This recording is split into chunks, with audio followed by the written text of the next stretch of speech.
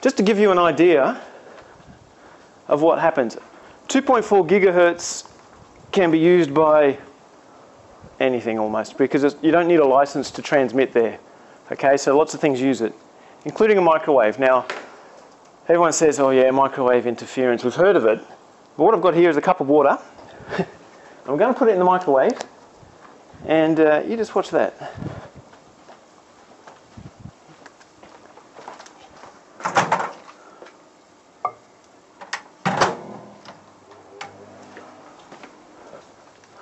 I've just turned the microwave on.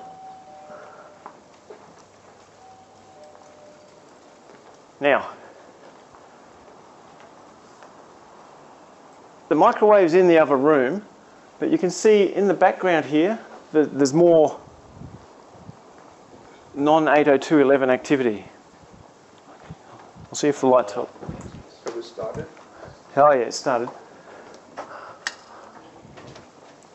So it's a bit hard to see, but you can notice up the end here. See that RF activity there? It wasn't there before. But it doesn't have a nice pattern like 802.11.